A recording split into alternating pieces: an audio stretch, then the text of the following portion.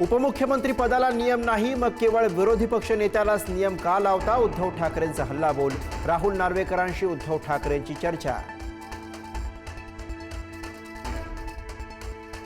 मुंबई विधान भवनातील राणा प्रकरणाचा अहवाल सादर. सर्जेराव टकले आणि नितीन देशमुखांना 2 दिवसांचा कारावास. 2029 पर्यंत दोघांनाही विधान भवन परिसरात येण्यास बंदी.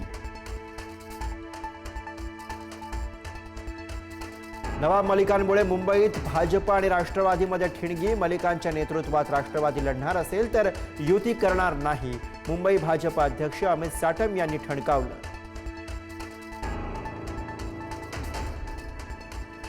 मुंबईसह राज्यातल्या प्रमुख महापालिकांमध्ये महायुती एकत्र लढणार.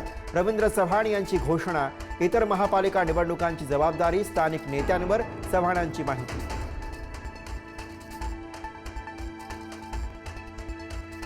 जिथे महायुतीमध्ये अडचणी तिथे वरिष्ठ निर्णय घेणार. उपमुख्यमंत्री एकनाथ शिंदेंची माहिती. मुंबईत महायुतीचाच महापौर होणार, शिंदेंनी व्यक्त केला विश्वास.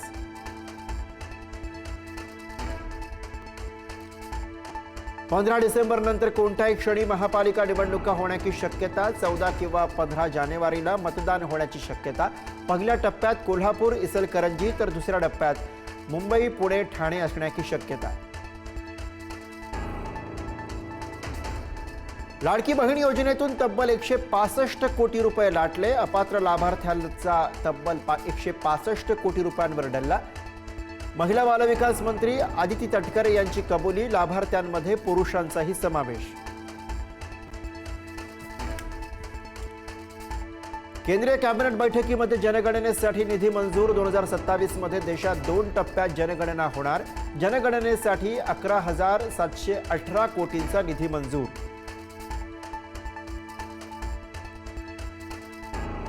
बीडमध्ये सोलापूर धुळे महामार्गावर ज्वलनशील पदार्थ नेणारा टँकर उलटला. रस्त्यावर ज्वलनशील पदार्थ पसरल्यानं लागली आग. पोलीस आणि अग्निशमन दलानं घेतली घटनास्थळी धाव.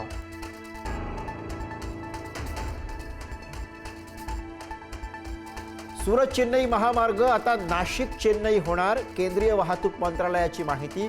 सुरत नाशिक विभागाला पर्यावरणीय मंजुरीस अडचणी येत असल्याने निर्णय. नाशिक शहरात तब्बल 1270 झाडांवर कुऱ्हाड. महापालिकेचे अधिकृत स्पष्टीकरण. तोडलेल्या झाडांच्या बदल्यात फाशीच्या डोंगरावर 17,000 वृक्षांची लागवड केल्याचा दावा. नाशिक महानगरपालिकेला राष्ट्रीय हरित लवादाचा दणका. परिसरातील एकही वृक्ष तोडू नये असा आदेश दिला. वृक्षतोडीबाबत लवकर अहवाल देण्याचे निर्देश.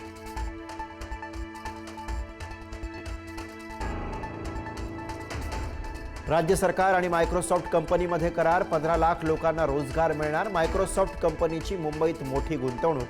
फडणवीसांची माहिती.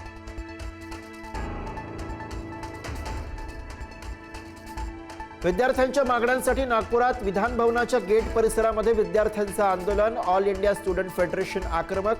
आंदोलक अचानक आल्यामुळे विधान भवन परिसरात गोंधळ.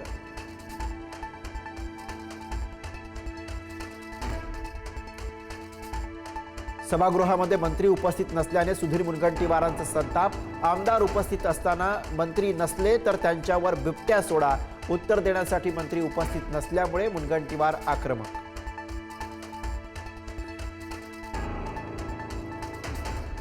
शरद पवारांच्या 85व्या वाढदिवसानिमित्त राष्ट्रवादीचं जोरदार सेलिब्रेशन. कार्यकर्त्यांकडून शुभेच्छांचा वर्षाव. शरद पवारांना भारतरत्न देण्याची खासदार निलेश लंकेंची मागणी.